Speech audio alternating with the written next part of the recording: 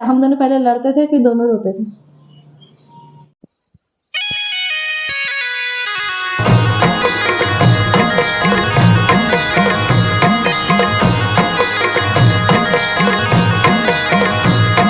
Love story part 2। गलत हो गया, तूने पहले से नहीं करा। बोलो फिर। हटा दे। नहीं बोलो। Hello guys, welcome to our love story part 2। Second part का आपका हार्दिक स्वागत है। आज के मुख्य वक्ता रहेंगे श्रीमती सोनी बिलखौल। तो गाइस अभी हम करने वाले हैं अपनी लव स्टोरी का पार्ट 2 शेयर। जैसे कि फर्स्ट पार्ट आप लोगों ने देख ही लिया होगा और भर भर के कमेंट भी कर ही लिए होंगे। अभी तक हमने नहीं पढ़े हैं, है ना, क्योंकि हम उसी को कंटिन्यू रख रहे हैं। होप आप लोगों को फर्स्ट पार्ट पसंद आएगा। पसंद आया तो अभी सेकंड पार्ट पे भी कंटिन्यू बने जब रहेंगे। 100 कमेंट हो जाएंगे ना तब पढ़ेंगे हम, तब मैं जवाब दूंगा। हाँ, फिर मैं स्पेशली वीडियो बनाऊंगा। तो जब हम लोगों ने 1 साल तक बात नहीं करी थी, हम लोग, मैं देहरादून में थी और एक नहीं, 1 साल से ज्यादा था।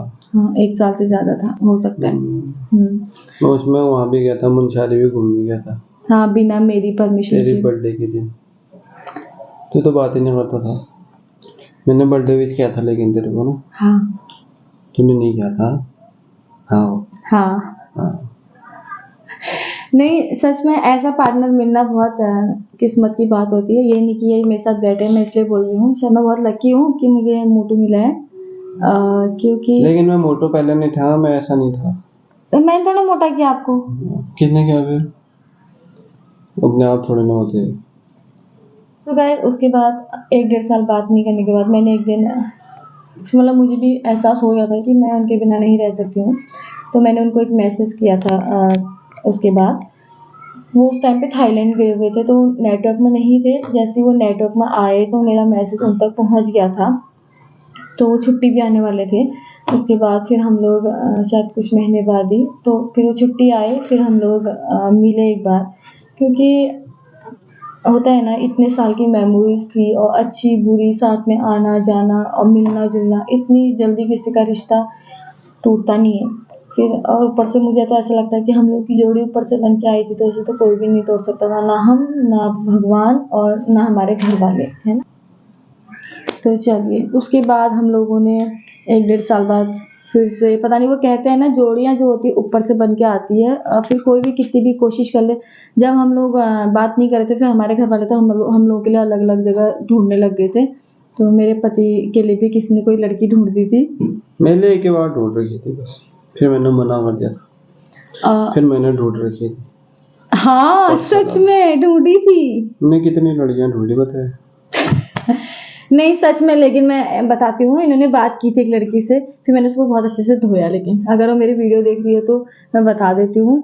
मतलब वो कहीं ना कहीं मुझे भी चिढ़ाने की कोशिश कर रही थी। इनके लिए किसी ने कोई लड़की ढूंढ दी थी जिससे बात करने लग गए थे। आप उससे प्यार करते थे? ऐसे देख रहे लोग, आप उससे प्यार करते थे तो फिर बात क्यों करते थे? बात करने में क्या है।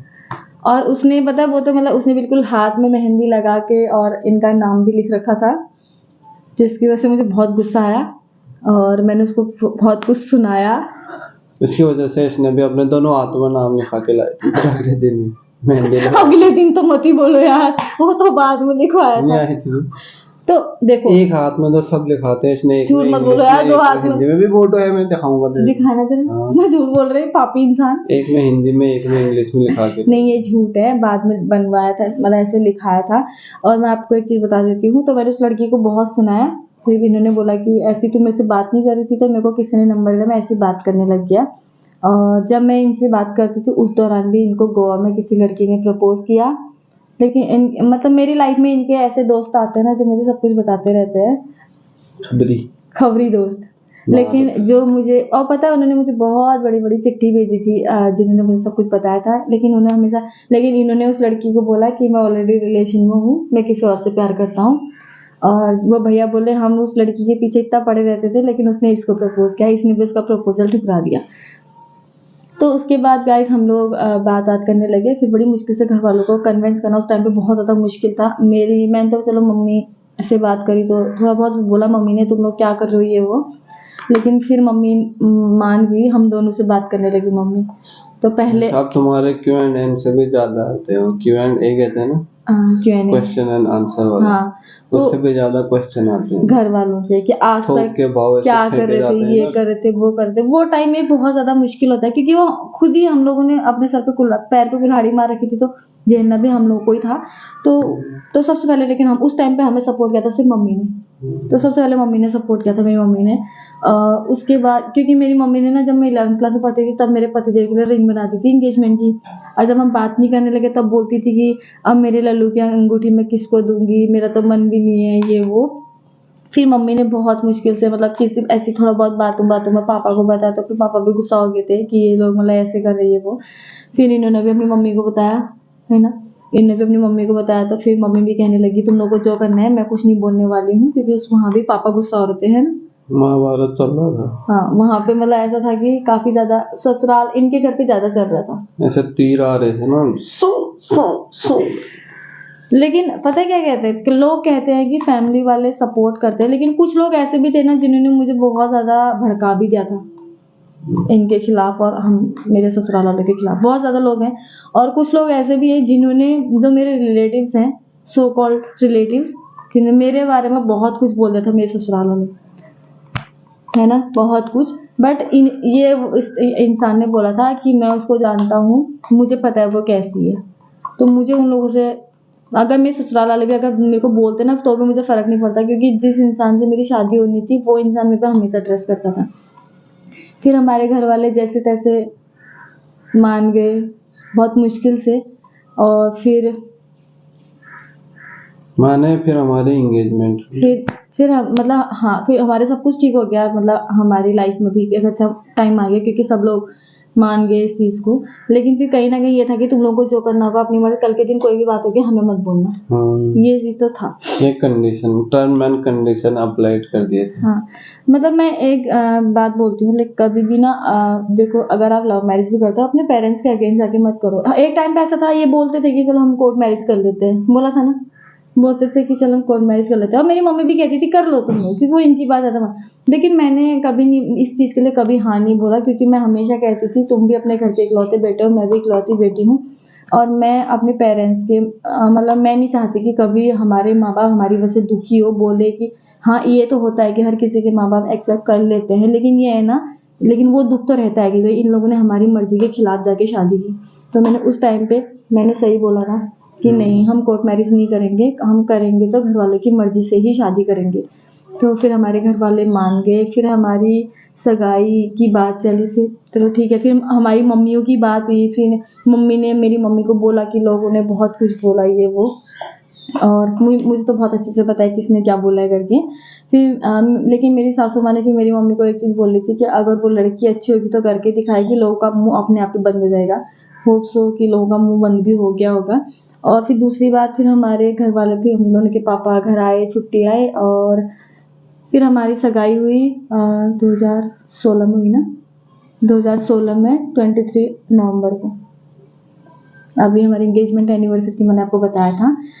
फिर हमारी एंगेजमेंट हो गई, हम बहुत खुश हो गए। फिर हम लोग देहरादून में भी मिलते थे शादी से पहले। हाँ, लेकिन हमारी पेरेंट्स की मर्जी से और हमारे लैंडलॉर्ड की मर्जी से। ए पापी इंसान, हमारा तो राजा का। ऐसा नहीं है कि हम अपनी मर्जी से मिलते थे। हम लोग मतलब जब भी छुट्टी आती थी मेरे से मिलने पक्का आते थे। और बस फिर हमारी सगाई वगैरह हो गई। फिर हमारी चली, मेरी नर्सिंग ख़त्म हो गई थी, इंटर्नशिप की तैयारी चल रही थी। फिर 2017 में 3 जून को हम एक दूसरे के शादी के बंधन में बंध गए 7 जन्मों के लिए। बस फिर सब कुछ ठीक हो गया, आज हम भी खुश हैं।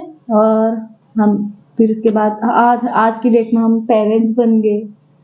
लेकिन देखो, नोक झोंक सब में होती है, किस में नहीं होती, हर किसी में होती है, हम दोनों में भी होती है, ऐसे है नहीं, कोई परफेक्ट कपल नहीं होता है।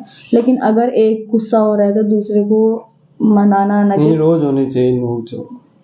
जैसे पहले मुझे बहुत गुस्सा आता था ना, मजा आता पहले है। पहले मुझे बहुत गुस्सा आता था, चिढ़ जाती थी चिड़चिड़े। फिर मैं समझ गई कि मतलब अब तो नहीं चिढ़ती है बिल्कुल भी। जाना यार, फिर ऐसा करती बता रहा हूँ मैं। तो चिढ़ती हूँ, ऐसा नहीं है, झूठ क्यों बोलूं भाई, है ना। नहीं, अब नहीं चिढ़ती है, मैं बता रहा हूँ ना, तेरे से मेरे को पता होगा। ये मजाक बना रहे हैं, ऑन कैमरा मजाक बना रहे हो मेरी। नहीं गाइस, गुस्सा तो आता है, किसको नहीं आता है, इंसान है भाई, गुस्सा भी आता है सब कुछ। लेकिन आफ्टर प्रेगनेंसी मतलब फिर हमारी लाइफ में काफ़ी ज़्यादा चेंजेस आ गए, क्योंकि ऐसा लगा कि हम लोग पेरेंट्स बनने वाले हैं। और जब हम यहाँ आए थोड़ी बहुत हमारी नोक-झोंक तब भी होती, क्योंकि हम दोनों जॉब करते थे, तो थोड़ा बहुत फ्रस्ट्रेशन टाइप का होता था कि घर आने के बाद तो हो जाता था कभी-कभी, ऐसा नहीं है। बट ये है कि हम लोगों ने कभी अपनी बात किसी को नहीं बताई, हम अपनी बात कभी आउट नहीं करते थे कि हम दोनों में क्या चल रहा है, क्या नहीं चल रहा। हम मतलब हमेशा एक हैप्पी कपल इतने, लेकिन हाँ, ऐसा नहीं है कि हम दोनों बिल्कुल मरने धरने पे आ जाते थे। छोटी-मोटी बातों में हम दोनों की हो जाती थी बहस, लेकिन हम उस चीज़ को फिर सबसे ज़्यादा क्रेडिट इनको जाता है, क्योंकि हम फिर मना लेते थे। और जब पता क्या, हम दोनों पहले लड़ते थे, फिर दोनों रोते थे। क्या है? फिर हम दोनों रोते भी थे। लेकिन आज की डेट में हम लोग मतलब काफ़ी खुश रहते हैं, और हमारे पास एक छोटा-सा बच्चा है जिसकी वजह से हम और ज़्यादा खुश रहते हैं। जिसका फोन ये है, आप उससे बात करनी हो तो इस पे फोन कीजिएगा। और होप कि हम लोगों की लाइफ और ऐसी बहुत अच्छी चले, हमारे घर वाले भी खुश हैं और हम भी खुश हैं। और आप लोग भी खुश रहे। हाँ, फालतू की कमेंट ना करें, है ना? क्या मिलता है ऐसा करने से? हैप्पी कमेंट करो, हैप्पी रहो, हाँ, अभी जैसे आस आज पड़ोस वालों को खुश रखो। अभी अब एक बात बताओ, क्या लिखा था वो? आप अपने पति के आगे क्या लगते हो? भैंस। ऐसे लगती हूँ क्या मैं? पता नहीं, वो लोग कुछ और चीज भी लिखना चाहते थे शायद, ये लोग, मैं समझ में नहीं आया वो comment। तुम लोग क्या लिखना चाहते हो पता नहीं, लेकिन देखो हम लोग, मैं आपने देखा होगा कभी किसी के लिए गलत चीजें नहीं बोलती हूँ, तो प्लीज आप लोग ऐसा मत बोला करो। और बुरा लगता है, क्योंकि हम जब किसी के लिए मतलब क्या है, ठीक है तुम देख लो, नहीं बस मैं जानती हूँ जो ये उल्टे पुल्टे कमेंट करते हो तो सब्सक्राइब भी नहीं करते, तो क्यों किसी के लिए गलत बोलना है? देखो कहीं ना कहीं आप लोग ना खुद के संस्कारों पे उंगली उठा रहे हो, हमारा तो कुछ नहीं जाता। हम लोग आपका कमेंट देखेंगे, हमें पसंद आएगा, हम डिलीट कर देंगे, है ना? क्या बोलते हो? लेकिन कहीं न कहीं आपके माँ-बाप ने आपको संस्कार अच्छे नहीं दिए हैं, जब आप लोग ऐसे कमेंट्स करते हो। सो चलिए, हमारी वीडियो कैसी लगी? आज हमने फाइनली अपनी लव स्टोरी आप लोग के साथ शेयर कर दी है।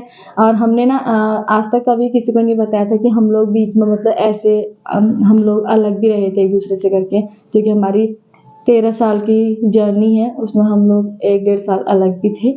बट हमारी जोड़ी ऊपर से बन के आई थी, तो हम लोगों को बस एक तो होना ही था, कैसे न कैसे। क्या बोलते हो पतिदेव? सही बोल रहे हो। तो बस आज की डेट में हम और लोग गाइस, अभी कोरोना बढ़ने लग गया है, कृपया अपना ध्यान रखें, स्टे सेफ। क्या कहते हैं उसमें, बी हेल्दी। कोरोना कोरोना के गाइडलाइनों को फॉलो कीजिएगा, आस पड़ोस को स्वस्थ रखिएगा और और अपना ख्याल रखिएगा। बाहर की चीज़ें ना खाइए। नहीं, बाहर की चीजें खाइए, सैनिटाइज कीजिए, खास करके बूढ़े बुजुर्गों का और बच्चों का ज्यादा ध्यान रखना है। बाकी फिर मिलेंगे ऐसे ही हंसते हंसते। और आप लोग कमेंट करके बताना आपको नेक्स्ट वीडियो कौन सी देखनी है हमारे साथ में। हाँ, ये कम बोलते हैं, अभी तो ये काफ़ी ज़्यादा बोलने लगे हैं। अच्छा अब बताओ, अब आप कम क्यों बोलते हो? लोग ऐसे सोचते हैं ना कि मैं ही बोलती हूँ, आप नहीं बोलते हो। मेरे को ऐसा बोला गया है पहले से ही ना, कम बोलना है। सीधा ना यार, सीधा सीधा आंसर दो ना। जब मैं पैदा हुआ था तब से ऐसा लिखा था, ये कम बोलेगा करके। तो ऐसा होता है, वो फॉलो करना पड़ता है सबको। देखो हमारे घर पे जो है ना, इतनी स्पेशली जल्दी मतलब हस्बैंड की फैमिली से सब लोग बहुत कम बोलते हैं। मेरी ननद हो गई, मेरी सासू माँ हो गई, ससुर जी हो गई, ये हो गए, तो बस मैं और डी है जो पूरे घर में आतंक फैलाने वालों में से हैं। तो ये लोग कम बोलते हैं, आदत कम है। अभी इनको तो मेरे साथ रहते रहते थोड़ी बहुत आदत हो गई है। अभी मम्मी और छोटू लोग जो है अभी भी कम ही बोलते हैं, उनको ज़्यादा बोलने की आदत नहीं है। बाकी ऐसा कुछ नहीं कि नहीं बोलते हैं, ये है वो है, बहुत सारे लोग कुछ भी कह देते हैं। जैसे हमारे घर पे कोई आते भी है, जैसे कोई मेहमान भी आता है, भी कहते हैं ना कि ये बोल नहीं रहे करके, तो मैं कहती हूँ हाँ इनके मुंह पे ताला लगा हुआ है। ताला बचपन में लग गया था, चाबी खो गई थी पिताजी। अभी साइड से बोलता हूँ मैं भी ना। चलो फिर मिलते हैं नेक्स्ट व्लॉग में। हाँ, हाथ मिलाना छोड़ो, नमस्कार करना स्टार्ट करो। Bye bye guys, love you. और बाय प्लीज अपने ढेर सारे कमेंट्स, तुम लव यू मत बोलना, तुम ढेर सारे, आप लोग अपने ढेर सारे कमेंट्स देके क्यों मेरे से प्यार नहीं करती? अपने हेलो फैमिली, मेरे से प्यार नहीं करते आप लोग? बस करो। ठीक तो है। आप लोग अपने प्यारे प्यारे कमेंट करना, और प्लीज बहुत बुरा, एक भी 10 अच्छे कमेंट आता है, अगर एक बुरा कमेंट आता है ना, मुझे तो बहुत बुरा लगता है, क्योंकि मैं बहुत ज़्यादा दिल से ले लेती हूँ। क्योंकि मैं बहुत लोगों की वीडियोस देखती हूँ, अगर मैं उनके लिए अच्छे कमेंट्स नहीं कर सकती ना, तो मैं बुरे भी नहीं करती। हम कौन होते हैं भाई किसी को बुरे कमेंट्स करने वाले? ये बताइए किसने हमें हक दिया है? किसी ने नहीं ना। जब हम किसी के लिए अच्छा नहीं कर सकते ना तो हमें बुरा करने का हक किसी ने भी नहीं चलो दिया वैसे है। मेरे हिसाब से आज ज़्यादा हो रहा है, फिर वीडियो बहुत लंबी जाएगी। तो bye guys, love you all.